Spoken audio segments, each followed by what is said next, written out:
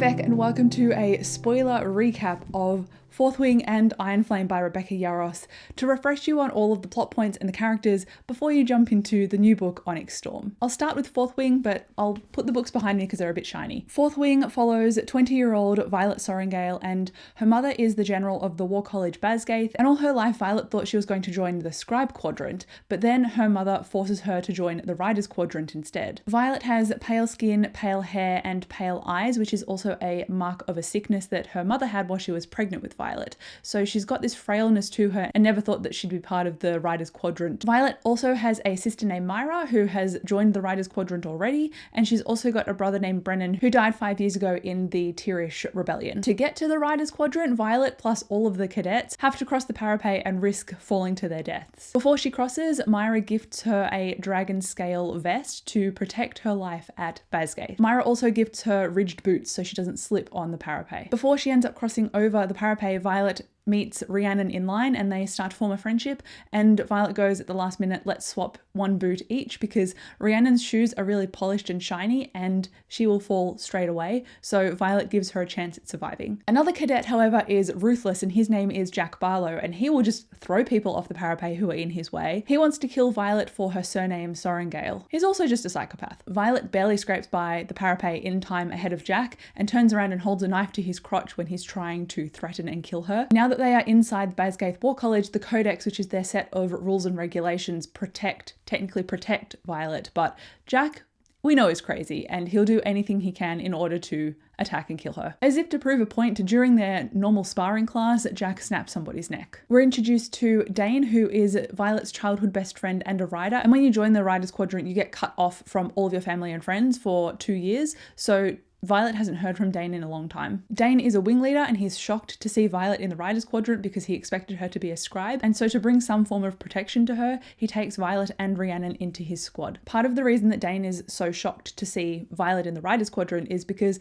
Violet has a chronic illness that affects her joints, so she often wraps her ankles and knees to protect them, and almost every conversation at the beginning of Fourth Wing with Dane and Violet is Dane trying to coerce Violet into leaving the Riders Quadrant, which she refuses to do. Myra leaves Violet a gift, which is a journal that Brennan gifted to her during her first year of becoming a rider. The journal explains some tips, tricks, and hacks in order to survive and get ahead at Basgaith. And using this journal, Violet can predict who will be paired with who in her combat training classes. She uses this information wisely to cheat and ahead of time gathers ingredients to make poison so that she can poison her opponent. One night when she's up a tree collecting berries, though, she overhears Xaden and a group of rebels meeting. Xaden Rierson, his father Fen, he led the Tirish Rebellion. However, the rebels were slaughtered and now a lot of their kids are at Basgaith because the only option for them was to become riders. There are 107 rebels' children and they are all marked with a magical tattoo that appeared the day that their parents died. The gathered rebel children, they say to Xaden that going to the class of battle brief is really challenging because it opposes all the truths that they know, and Xaden advises all of them to keep their heads down. Violet, who is hiding in the tree, manages to stay quiet until long after they're gone, but when she climbs down, Xaden is waiting for her anyway. Oddly enough though, he doesn't attack her. Violet's mother ordered all of the rebels killed, so he should hate her. Violet reassures him though that she won't say anything about the rebels meeting, and she keeps to her promise. Then the day of threshing arrives, which is when all of the first year cadets go out and find and bond a dragon. While they're out in this forest looking for and trying to bond to the dragons though, Jack and two of his friends team up and target the smallest dragon because in their mind, if they slay a tiny dragon, it shows their ruthlessness, so one of the stronger dragons will bond them. The smallest dragon is a sweet golden feathertail. Violet is nearby though, and she sees what Jack is doing and she steps in to defend the feathertail. Xaden is also nearby as well, but he is forbidden from stepping in because he's a wing leader. After seeing Violet's ruthlessness in protecting this golden feathertail, Tan, the giant black dragon, chooses Violet after seeing her ruthlessness and courage. And then the gold dragon and Dana bonds Violet as well. Then when the threshing ends, there is a huge social shift because Tan is the most powerful dragon and hasn't bonded anyone since his old rider died. And now that Violet has bonded him, all 41 unbonded riders are going to be coming for her because they want to take her out while their bond is new so that they can take Tan instead. At this point, Dane kisses Violet, but she realizes that it has no spark. Imogen, who is a pink-haired rider loyal to Xaden and also one of the rebels' children, starts training Violet in weights to make her stronger so that she can get on and off Tan. Tan already has a mating bond as well to another dragon called Sagail, and Sagail is Xaden Xaden's bonded dragon. So technically Violet is bonded to Xaden too. Anyone who takes Violet's life will automatically take Xaden's life. So he is trying to protect her so that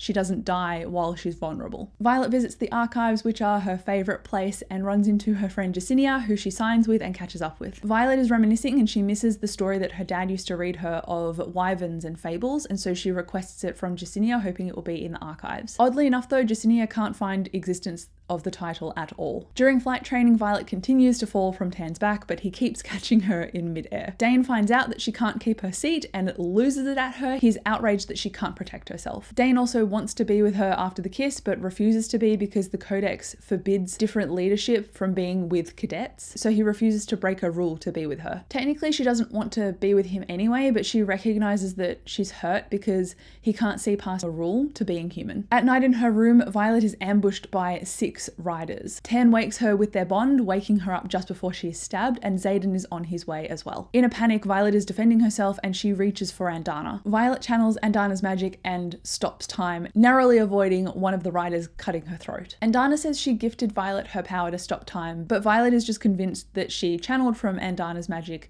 and now Andana has to sleep for 7 days to recuperate her strength. Attacking a rider while they're asleep is a defense punishable by death in the Codex, and so when Xaden arrives, he just slaughters all of the riders who tried to kill Violet. Violet has bruises all over her neck from being strangled, and Dane asks her what happened, but she refuses him. At morning formation, Xaden announces to everyone that she was attacked. Xaden accuses a fellow wing leader of orchestrating the attack, trusting what Violet saw. Dane is outraged that she could accuse somebody who was higher in rank than her and tries to read her memory to get the truth, but she threatens him. In the end, Tan ends up showing his memory to everyone to say this is the truth of the events. Violet is telling the truth. This is the person who orchestrated the attack. Tan confirms Amber was there, and then she gets burned immediately as punishment. Xaden then wards Violet's room so only she and himself can enter. Xaden also assigns his foster brother Liam, who is also one of the marked children, to be Violet's bodyguard, just in case there are further assassination attempts. After weeks together, Violet and Liam start to trust each other and become friends. Liam accompanies Violet on all of her errands, and one day as they're leaving the archives with a cart of scrolls, one scroll falls off and starts to open, so they both read it, and it's a report about an attack on a nearby village, and they expect it to appear as discussion in their battle brief class coming up shortly. But then in battle brief, it's not even brought up at all. The scroll wasn't marked confidential, and Violet is confused and suspicious. Tan and Andana decide that Violet is ready to channel their power. Channeling though connects Violet even closer to Tan's emotions, and he is a bonded mating pair with Sigale. Therefore, both dragons are in the throes of mating one night, and the feelings overwhelm Violet. She exits her room, but then sees Liam and flees before she can do anything she'll regret. She needs air, and so she flees outside. Xaden is already outside though, and he touches her face in order to show her how to mentally shield. But both of them are influenced by their dragons, so they end up making out against a wall. Xaden stops it from going ahead because he doesn't think she's in control of herself because it's Tan's influence, but Violet acknowledges mentally to herself that it's her own feelings that are driving her. During squad battle, which is a localized challenge, squads are tested on their cooperation and they have to steal an important item and bring it back to report what they stole. Violet suggests breaking into her mother, the general's office, and stealing a map,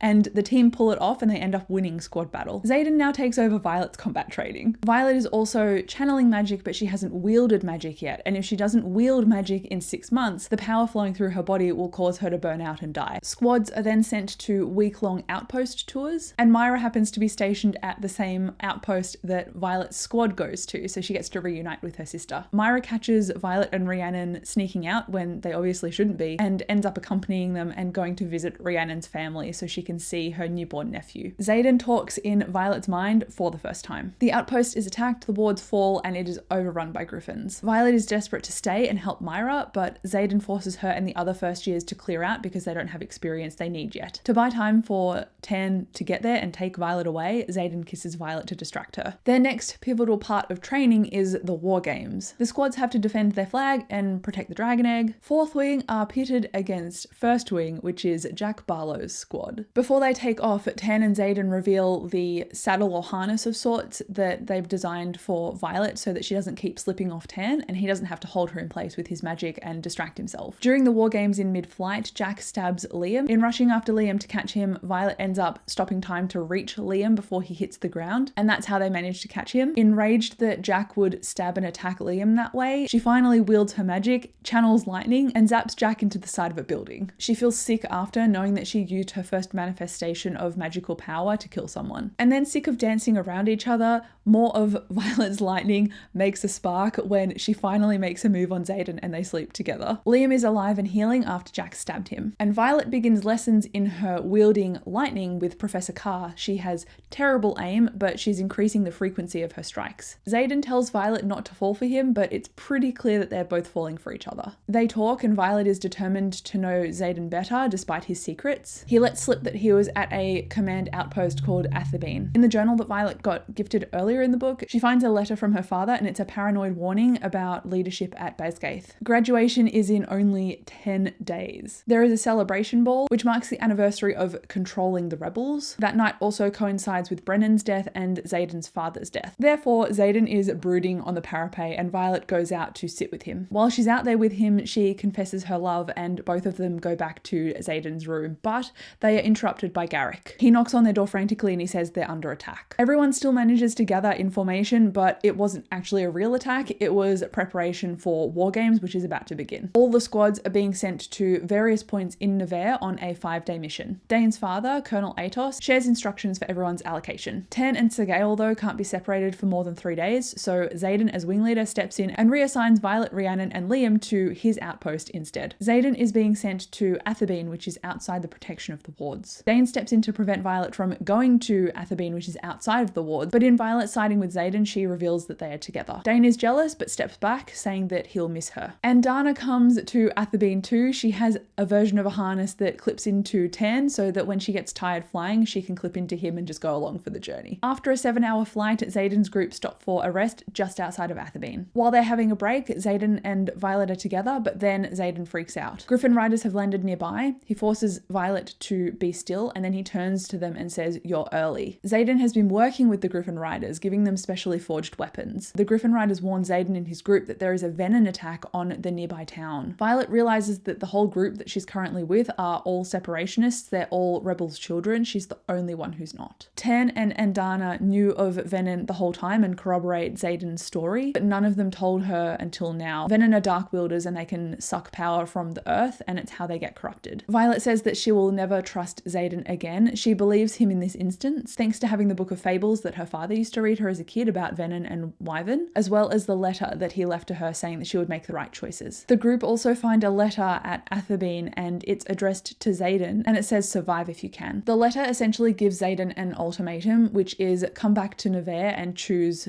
Basgaith, or ignore the loyalty to Nevere and stay and fight for the civilians at the outpost, which is about to be overrun. Instead of choosing to continue war games and go back to Nevere, he stays and engages the Venom in battle so they don't massacre 300 people. Violet thinks that she unknowingly betrayed everyone because Dane can read memories and he touched her face after Xaden had told her that he'd been at Athabine. Xaden gives everyone a choice. They can go back to Nevere or stay and fight, and they all choose to stay and fight the Venom even if it will cost them their life. Violet thinks their parents, so the rebels, died to expose a truth, while mine sacrificed my brother to keep a heinous secret. During the battle, the Venom kill Liam's dragon, but when a dragon dies, their bonded rider dies too, and Liam dies in Violet's arms. With his dying breath, Liam makes Violet promise that he will look after Sloane, his sister, when she crosses Parapet to become a rider next year. Rejoining the battle, a Venom lands on Tan's back, and Violet unstraps from her harness and manages to lightning strike and kill the Venom, but she gets a stab wound in her side while doing so. Violet also realizes that when she zapped and killed the Venom, a bunch of Wyvern fell as well. There are 2 more Venom riders and Violet wants revenge for Liam's death. The 2 remaining Venom are fighting Xaden, but he's becoming outmatched and she manages to zap and kill them as well, but doing so pushes her to the edge of her power and she almost burns out. She ends up falling from Tan. The stab wound in her side is poisoned, which is overpowering her as well, and Dana manages to catch her. But it's a 12-hour flight back to Basgaith and Violet definitely won't make it in time. Xaden says there is only one way and he'll take her to him. Bodhi and Garrick warn Xaden that he's going to be giving up secrets, but they all agree that it's the only way forward. Violet is out for 3 days and Xaden never leaves her side. When she does wake up, she's been healed. She tells Xaden that she loves him and he loves her, but she can't ever trust him again, she says. He is determined to prove that he is worthy of trust and Violet sides with the rebels. During their conversation, a healer is knocking at the door, and as their conversation ends, Violet's brother Brennan walks in and says, "Welcome to the revolution." And that is the end of Fourth Wing, and now I'm going to be talking about about the second book, Iron Flame. Brennan's signet ability is healing, and he nursed Violet back to health. It's now been 2 weeks. They're all hiding out at Rierson House, which is like a fortress mansion, and Violet thought Orisha was rubble, but the rebuild of it was kept a secret because if more than 3 of the rebels are gathered together, then Melgren, one of the commanding officers close to the general, he can't use his signet ability to see and predict the future of what they're doing, so it was completely blindsided to him. Imogen, Bodhi, which is Xaden's cousin, and Violet are all listening into a board meeting about returning to Basgaith. Violet is a liability because she doesn't have her mental shields working properly yet, but Xaden defends her. After now being awake, Violet reunites with Tan and Andana, but Andana isn't gold anymore, she's black. She has grown and she can't use the ability to stop time anymore. Violet realizes that helping her to stop time in the previous book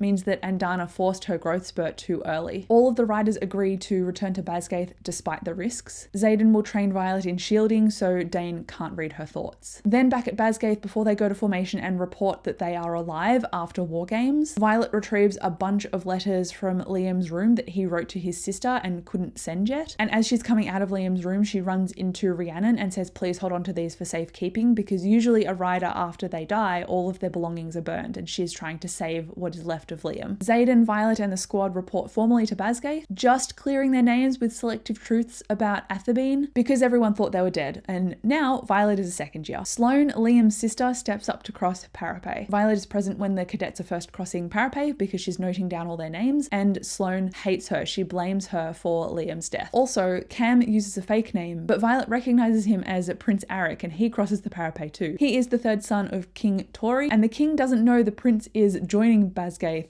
and Arik hates his father. Both Sloane and Arik also end up in Violet's squad, and Rhiannon mentions that she is collecting strays. Varish, who is definitely a villain, is introduced as being in charge of Violet's squad. Rhiannon is now squad leader, Dane is wing leader, and then Varish is above both of them in leadership. And Solace, who is a one-eyed dragon, is crazy, and he is bonded to Varish. It happens every year where the cadets are presented to the dragons, and this year when it happens and the cadets are presented, one of them bolts in a panic, and then this triggers Solace and he lets loose fire. Violet screams for everyone to get down a split second before he lets loose this burst of flame, and she jumps on Sloane to protect her. Violet ends up getting her back scorched, but a lot of it is protected by the dragon armor that she was given by Myra, but a whole bunch of other cadets and a whole squad ends up being torched and dying, and then Tan turns to Solace and threatens him, saying, "You burned my rider. I will take your other eye if you ever think of touching her again." During combat training, someone is asking for Violet, and Nadine, who is part of their squad,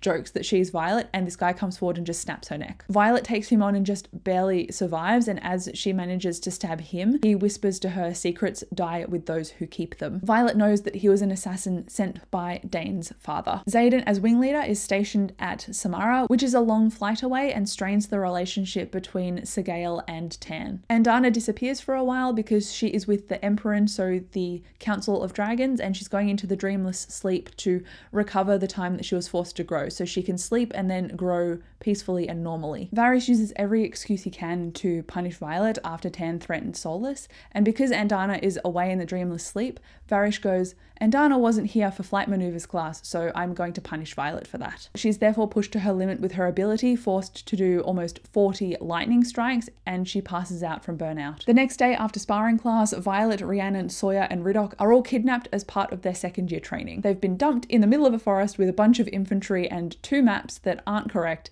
and they have to navigate and find their way out of the forest. To top it all off, the water they had was spiked, so they can't even connect and talk to their dragons. While trying to follow the maps and trundle through the forest, they encounter Jack Barlow's dragon, Bade. The riders force everyone to stay still, because if they run, they die. Bade snaps at Violet but doesn't torch her, and this spooks one of the infantry guys and he bolts away running. Bade sets him alight. Everyone else is shaken by this event, but the rest of them survive. A week later, Violet rigs Sloane's first one-on-one fight because she's not very good at combat training. She barely scrapes by with the win. Violet then blackmails her and says she has a bunch of letters from Liam, and if Sloane trains with Imogen, Violet will give her 1 letter a week. Violet promised that she would keep Sloane alive, and this is the best way she knows how to do that. Violet visits Jacinia in the archives again, and they have a discreet conversation where Jacinia acknowledges that the archives actually doesn't have all of the titles that it should, and something is going on. Jacinia ends up helping Violet in her research into Nevers' history and the wards. Xaden is back from Samara on a rare leave day, and he's visiting Violet and they get into a fight about trust. He finds out that she's researching the wards when he told her to keep her head down, and he accompanies her to the archives to meet Jacinia. Violet also didn't share that she almost burnt out after being punished by Varish, and both her and Xaden leave each other in anger. While they're in the corridor, they run into Nolan, who has been Violet's healer for years with her chronic illness and easily injured body, and the healer looks exhausted and unwell. During flight maneuvers training, Violet mounts Tan's shoulder, but ends up falling hard and spraining her own shoulder. This means that she is in recovery, so in a sling for 4 weeks, and she goes on Nolan's list to be healed, but by the time he's going to be available, she's going to be naturally healed anyway, so there's not really much point. During sparring, Dane challenges Violet despite her injury. She fends him off at knife point, but Dane gets close enough to whisper to her that the 107 scars on Xaden's back were inflicted by Violet's mother. It's just after sparring class, and Rhiannon has suspected for a while that something has been off with Violet, and she asks how Liam's dragon really died. Violet tells her, "Don't ask me because I don't want to lie to you." During sparring, Arik also injured himself with a broken arm, so Violet ends up taking him to the healers. On the way there, she is in conversation with him and realizes that he knows about the venom, and that is why he left his father and joined Basgaith in the first place. Xaden is on a leave day again, and he's in the halls with Violet when both of them are stopped in their tracks by Varish. As part of their second year training, Violet and her squad are being escorted to a torture chamber, but Violet now is confident that she has the mental ability to shield against Dane. Violet's squad are beaten. They are forced to share the secrets that they swapped before the training commenced. This is the training before their final assessment, and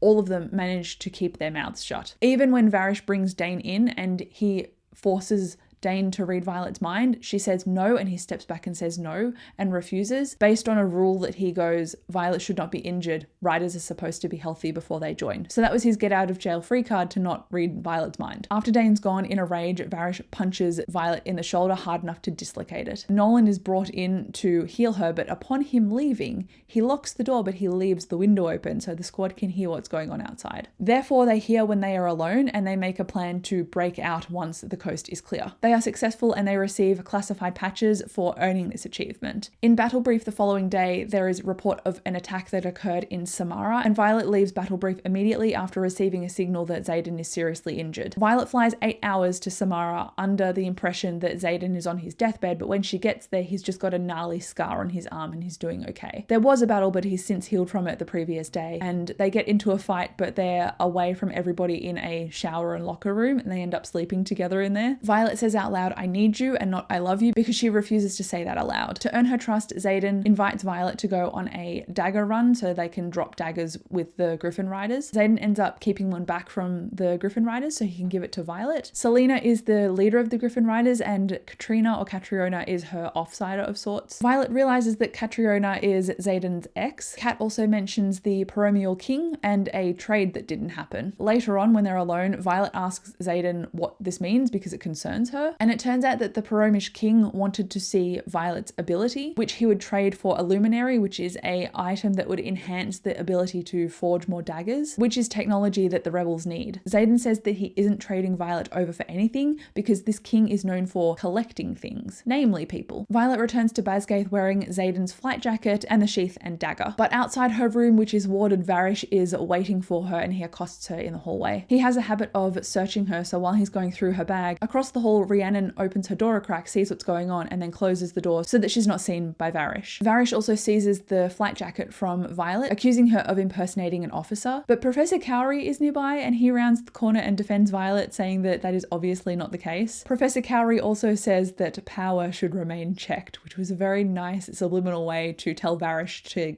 get out of here. Violet gets her jacket back, Varish departs, and Professor Cowrie says that she is exempt from all charges because the reason she left Battle Brief without leave was influenced by Tern as well. Violet panics though when the knife sheath is empty and Rhiannon pulls Violet into her room. Both Riddoch and Sawyer are in there already. It turns out that Rhiannon used her signet ability to pull the dagger through the wall so Varish couldn't get to it, and unable to lie to her any longer, Violet spills the truth to her whole squad about what is really going going on with the Wyvern and the Venom and what happened with Liam's death. The daggers are important because they can kill the Venom, so Violet can't hide the purpose behind it any longer. Riddick says that he knows that some secret journals are hidden in an archives vault. When they broke into Violet's mother's office in the first book, it turns out he read a ledger and that listed the 2 journals. So there is a history of Nevers past the 400-year mark where the archives stop. So Violet thinks this is a new lead in her research for the wards. Weeks end up passing. Jacinia is looking for the vault in the archives, and all of the first years pass threshing. Violet goes to relieve Aya of her shift at the watchtower, but when meeting her, they are accosted by 4 armed infantrymen. All of them are assassins. Aya is stabbed and she dies, and Violet is caught up in the scuffle and falls over the edge of the tower. She manages to hold on and someone comes to her rescue and pulls her up. It turns out that her rescuer is none other than Jack Barlow, which is the last person she expected. He said he was nearby and he heard the screams. He didn't know it was Violet. In the aftermath of this scuffle, Riddock finds Violet just by chance. He reports that Jacinia has found the vault that the journals are in. Unfortunately, the vault can only be opened by a royal. Violet says that it is lucky they have access to a prince who hates his father. Xaden and Arik are not on good terms. Xaden's father started a war that Arik's father ended. Xaden also killed Arik's older brother. The group managed to secretly raid the archives and escape with 2 journals. Xaden takes one immediately and flies to Samara, so at least one of the journals has left Basgaith. After Xaden is gone, Violet runs into Nolan, who offers her a drink, and she is parched, so she accepts. Rookie move. It is a drugged drink, and she gets brought into a torture chamber where Varish delights in torturing her for 5 days, trying to work out why she stole the journal and what's going on. And because the drink was drugged, Violet is cut off from Xaden, Tan, and Andana. After the first couple of days of torture, when Varish leaves the room, Violet is accompanied by a hallucination of Liam. He talks back and forth with her and he supports her while she's being tortured. Violet's torture is partly to get information out of her about the rebels, but it's also a trap for Xaden. If he breaks his responsibility and departs Samara without leave, then Varish can take him into custody for questioning, which is the excuse that Varish needs to torture Xaden. Varish brings Dane into the room to read Violet's mind. Dane believes that Violet has somehow betrayed the Codex and betrayed Basgaith, but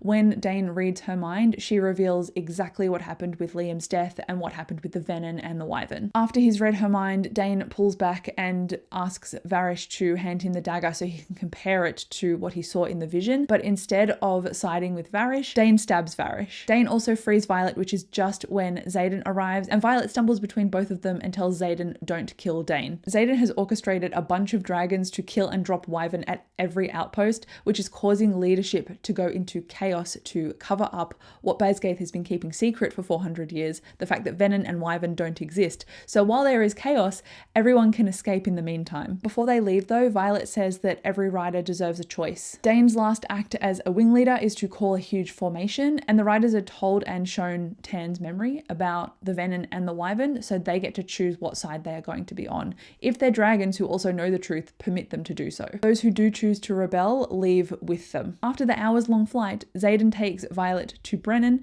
and says to Brennan, well, you needed riders. That is the end of part 1 of Iron Flame, so now we are into the second half. Violet has a vivid recurring nightmare of a Venom sage hunting and trying to talk to her. Violet wakes up, she's been mended by Brennan, but she wakes up in Xaden's bed, so guess what they do when she is awake? Nobody knows what to do because they've all arrived at Orisha and everything is a little bit chaotic. 4 professors have come, a bunch of riders and dragons have come, and Xaden goes, we need to talk to the assembly and figure out a way forward. Xaden reminds the assembly that this is his house. He technically owns the Duchy of Orisha. He is the 7th assembly member. In this way, he forces everybody to accept Violet. Violet finally hears from Andana, who is awake after the dreamless sleep. There is a panic caused when more riders and dragons are spotted flying towards Orisha, but Violet recognizes that one of them is Myra's dragon and she goes down to talk peace before panic and chaos can break out. Myra explains that they were all at the outpost when the Wyvern were dropping from the sky, so the general told them all the truth and whoever wanted to be let go got let go. Upon seeing Brennan is alive for the first time, Myra punches him in the face. Thanks to the assembly and the professors, a new routine falls into place, which is kind of like Basgaith with classes, except this time it is all truth and no propaganda. Xaden and Violet share a room, but because they're on such different schedules, they don't really see each other much. Felix trains Violet in her lightning signet, saying Professor Carr was scared of her ability, so he didn't train her properly, and he gives her a conduit to help channel channel her lightning so that she has more control and precision over it rather than intense bursts of power. Violet thinks she has managed to translate Warwick's journal, and she gathers the 6 most powerful riders in Orisha to cut their hands and bleed onto the ward stone, hoping to seal the stone, but it doesn't end up working and she feels like a failure. To combat her feeling of failure, so she feels like she's actually contributing to the revolution and doing something, Violet flies to Viscount Takaris, who is outside of the borders of Nevers. She wants to accept his deal, so show up and show her power so that he can give her the luminary that all the rebels need to forge more weapons, because as soon as Basgaith learned the truth, they lost access to the forges there, so now they need their own. Violet is accompanied by her sister Myra and her brother Brennan, but on arrival there, Xaden is already there and he's furious. Xaden and Violet fight again about hiding things from each other in order to protect the other person. Violet's a bit of a hypocrite if she keeps accusing Xaden of having secrets when she actively keeps withholding information from him as well. It turns out that Viscount Takaris' daughter is Catriona, who is the Griffin Rider and also Xaden's ex. The Viscount invites everybody to dinner to discuss the deal for the luminary, and Kat gets into Violet's head. Her signet plays on doubts and increases them. Xaden says he would have told her and warned her ahead of time, but Violet was shielding him out so he couldn't warn her. Before Xaden can protest, Violet accepts the deal with the Viscount to showcase her power. Violet and Myra are escorted to an arena with a chest in the middle. Violet thinks that striking the chest with her lightning is the aim, but before she can even begin, a venom bursts out of the chest and attacks her and her sister. Ten is on his way, but he won't reach Violet in time. The venom starts draining power from the ground, and Myra is forced to use her signet ability to shield. Luckily, her ability works, and it's the only reason that her and Violet are alive. Violet forces Brennan to take Myra because she's passing out from using her ability so strongly, and she has a plan to take on and kill the venom, but she needs everybody clear before she does. So the venom doesn't adapt to her fighting ability like last time. Violet waits until the very last second. She strikes with lightning and a warded dagger just as Tan arrives, and she kills the venom. Meanwhile, Xaden is furious at putting Violet's life at risk, and he's strangling the Viscount. Violet has to ask him to stop. Negotiations for the luminary therefore commence. The Viscount said he only agreed to discuss the luminary, not give it over, and he bargains for 100 displaced Griffin riders to also go with Xaden so that they're not his problem anymore, as well as the luminary. Brennan accepts the deal, but Griffins don't fare well in altitude, and Orisha is high up. You have to scale cliffs in order to get there. The luminary was successfully taken and delivered to the forge as promised, and now the dragon and Griffin riders must work together to scale the cliff. Naturally, Violet's squad is paired up with Kat's drift. Dane is scouting ahead while they're climbing to look out for traps and prevent accidents. He points out a pressure point which releases arrows, but they don't know where the arrows come from, so everyone is careful at avoiding it. There is also a gap that they must cross, and Violet reflects that it's like the gauntlet, which is one of their tests when they are in first year. Across this gap, so that they don't have to jump the whole way, Riddock creates a handhold using Dane's sword. Violet manages to swing across first, but unfortunately all of the Griffin riders are suffering from altitude sickness. Luella, one of the Griffin riders, is going next, but unfortunately she's weakened by the sickness. When she jumps across, she impacts wrong and falls over the edge. Violet scrambles to catch her, dislocating her shoulder in the process while she's holding on. Luella ends up slipping to her death because Violet can't keep a hold of her, and while this is happening, the arrow trap was accidentally triggered and Riddock takes 2 arrows to the abdomen. Violet's also pulled back from the edge by Dane, who, upon her request, resets her dislocated shoulder. Kat accuses Violet of letting Luella go on purpose because she's a Griffin rider. While Brennan is healing Riddock's arrow wounds, a wyvern appears and attacks Luella's Griffin, who is already weakened by Luella's death and altitude sickness. It turns out that wyvern scouts are nearby, but the surrounding fog prevented people from noticing. It's lucky they're close to the top of the wall because everybody scrambles to get over the top, and Violet tells Tan she has a plan. Tan takes Violet above the fog and the clouds, and when everybody's clear, she lets her lightning flow downwards and zaps and fries all of the wyvern in the area. These wyvern scouts are floating around because the magic of Orisha is changing. There are dragon hatchlings, and that means that Orisha is becoming a power source, which means the venom will want it, which is why the wyvern are scouting around. After the Griffins and their riders scale the wall, they settle into Orisha and they join the second years and cadets with studying. Kat and her squad are sowing discord against the dragon riders, still convinced that Violet dropped Luella on purpose. On one of their class days, Professor Tricia has gathered everybody outside to teach everyone about runes. It was a Tirish custom removed from Nevers after the unification 400 years ago. Runes are complex. They pull on power to make various shapes, but they can be made made and timed or given to a non-channeling, non-magic person, so they can technically do magic themselves. Professor Trissa said that mastering runes is a way to combat signets. It is announced that Griffin Riders and Dragon Riders are going to be merged into squads, so they work together and cooperate. Before that though, to release any leftover tension, there is one day only where everyone can challenge each other to a one-on-one fight on the mat. Naturally, Kat challenges Violet. It turns out Xaden has trained them both, so their fighting styles are quite similar. Kat also enhances Violet's rage and jealousy. There is a moment where Violet realizes that she's been trained by Rhiannon too, and she takes the opportunity to smash Kat in the face. She grabs Kat by the throat, but she can't make herself let go. Kat is also amplifying her rage and her jealousy by making comments about her sleeping with Xaden. Mentally, Violet reaches for Xaden because she can feel herself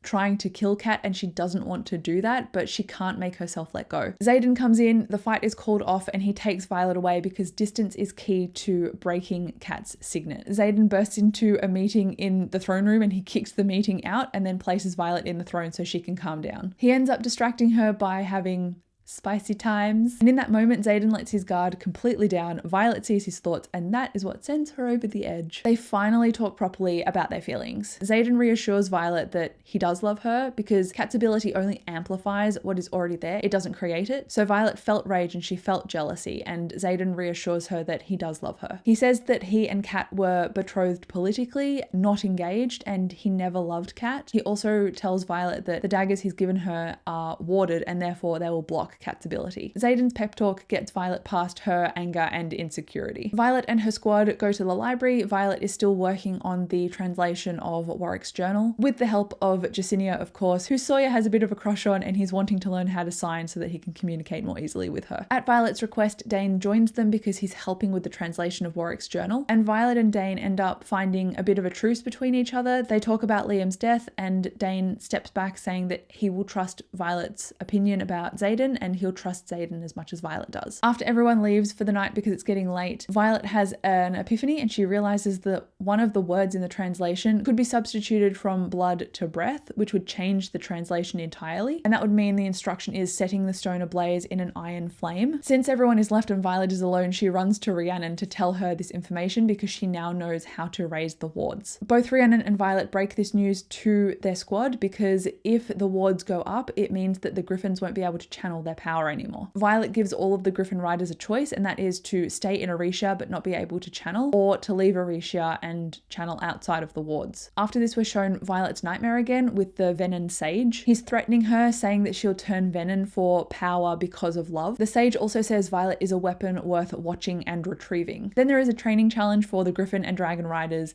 at Orisha. Their training is for their dragons to locate runes that they therefore must find in person. However, the runes are hidden in caves, so they must go traversing. Tan is monitoring from outside, and in goes Violet, Kat, Sloane, and Dana, and Vizia, who is another Griffin rider. As they're chit-chatting, they're not quite close to the rune yet. Vizia mentions familial lines and dragons bonding, and she says if a direct family member bonds with the same dragon, they either go mad or they get a second signet. While they're in the cave searching, however, Solus appears and he swipes at Vizia and knocks her against a wall and kills her. Solus breathes fire on everyone. He wants revenge against Violet because Violet killed Varish after Dane stabbed him, thankfully, and Dana is fireproof and she gets in front of everyone before they can be set alight. Kat's Griffin, Kira, grabs Sloane by her backpack with the intent of pulling her away from danger. Kat mounts the Griffin, Violet tells her to go, and she hopes to distract Solus by wielding her lightning so that the others can escape. To help her out, Kat shoots arrows into Solus's remaining eye, while Violet goes for the soft skin between his leg scales, and that's where she wields lightning into. Solus bats Violet away into the air, but as he's doing so, Andana bites into him, and Andana ends up winning, killing Solus. In the stress of battle, Sloane discovers her signet, which is siphoning others' power. Violet is with the healer at Orisha a little time later, and Xaden barges in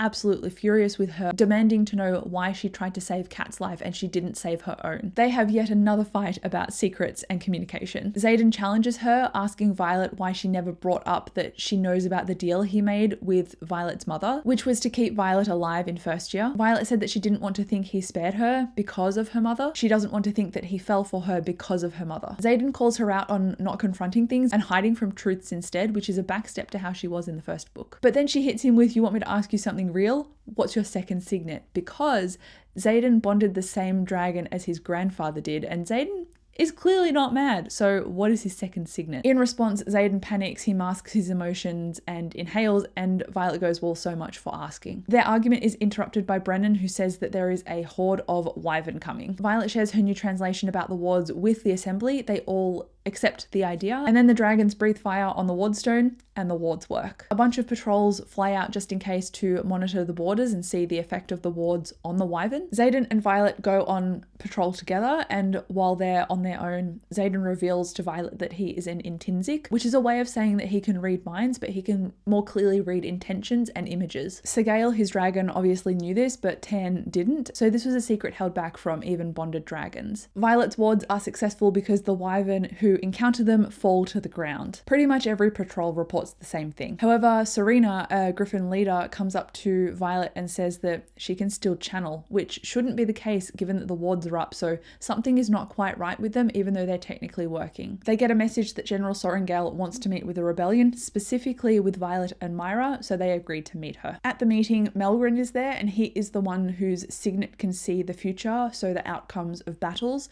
When the rebel kids are gathered together, Melgren can't see the outcome. Melgren says that the Venin are coming for them at the outpost Samara, and in the future that he sees, the Venin win and they lose. Therefore, they ask the rebels for help. Xaden and the assembly refuse though. Nevers have effectively turned their backs on their citizens and hidden behind the wards this entire time, so why would they bother helping them? Brennan also steps out and denies their help. General Sorrengail is shocked that he is alive, and she demands an audience just with her children. In this private audience, she hands Violet Lyra's journal, the other one that they tried to steal from the archives. She also warns Violet that Warwick, who wrote the journal they've been translating, didn't believe in sharing the power of the wards. She says that there might be something wrong with them, so go and check the wyvern that fell from the sky. Later, they do go and check, and it turns out that the wyvern aren't completely dead. Inside them is a runed stone, and that stone is still alight, and one of the wyvern opens its eyes, and Violet zaps it out of fear, so something is not right with the wards. Violet doesn't know the language of this new journal, but Jacinia does, so she is the only one who can translate it. A week after this meeting with the general and the rebels,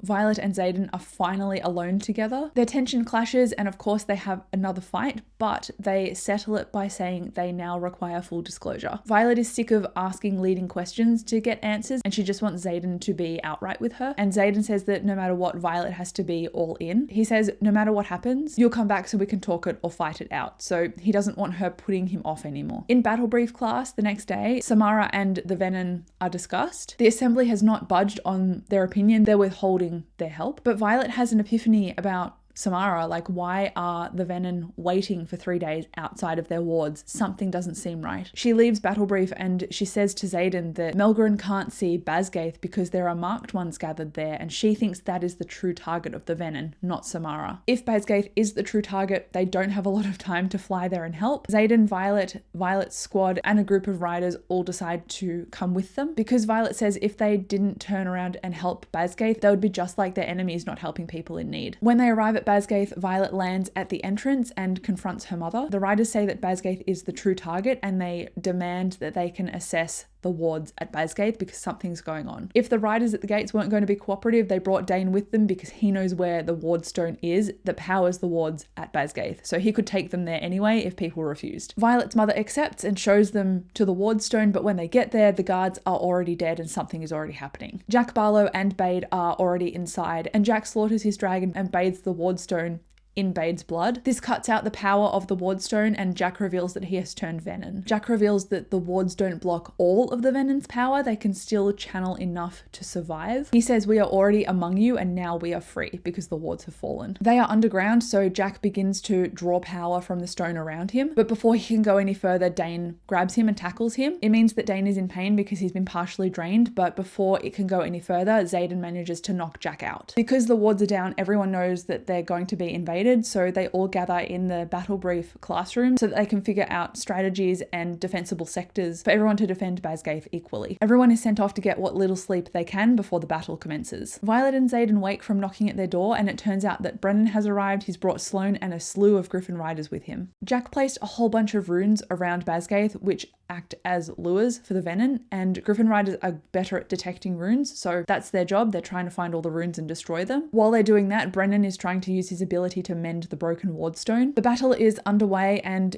in mid-air, Sawyer is grabbed by a wyvern. He loses a leg, but Violet refuses to lose him. She manages to cooperate with Sawyer's dragon in the air, running across the backs of the different dragons so that she can grab Sawyer. She ends up saving him. They get to the ground and she hands him over to the griffins, who are running on ground medical support. They're running people to the healers. While they're on the ground, Kat sees her and gives her a spare dagger. But before Violet can make her way back to Tan and get back into the air, a Venom corners her. The Venom reveals that the sage wants Violet alive so he can use her power. But before this Venom can capture her, Andana blends into the background, manages to jump out and grabs him and eats him. Andana's scales seem darker now, and it's unusual how well she can hide. While Violet is still on the ground, Jacinia finds her and shares that there are new details about raising the wards in the journal that she's translated. Violet now knows how to raise the wards properly, and she finds her mother to approve her doing this. Violet talks to Coda, which is Melgren's dragon, directly, convincing him to help raise the wards at Basgate. Before she does any action though, she manages to talk to Xaden, and she gives him a choice: raise the wards fully and properly once at Basgate, or do it properly at Xaden's home in Orisha. And Xaden says, I want the place that you are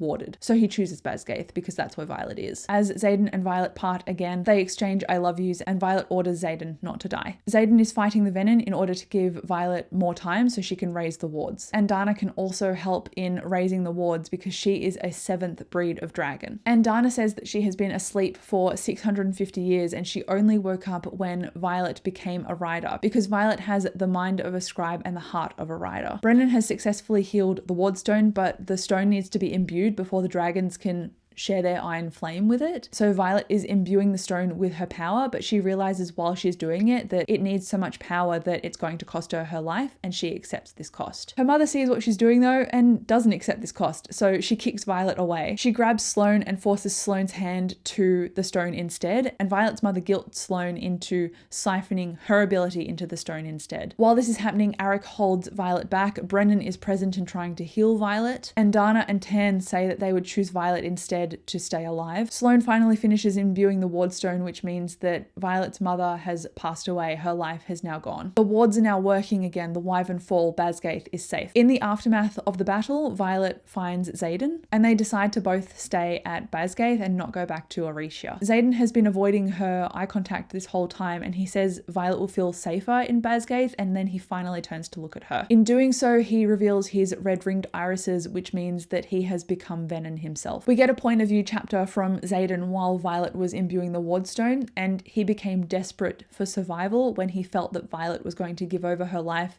to imbue to the wardstone. So at that moment he channeled power from the ground to defeat the Venom that was fighting him. Sigale as a result said, I chose you, and then hasn't talked to him for days after he chose to become Venom. Xaden also visits Jack Barlow in his cell and demands to know the cure for being a Venom. But Jack says there is no cure for power, and the book ends with Jack laughing and saying, I guess we're brothers now. And that concludes the recap of Fourth Wing and Iron Flame. Thank you so much for watching this video. I'll chat to you down below in the comments, and I'll see you in my next video. Enjoy Onyx Storm.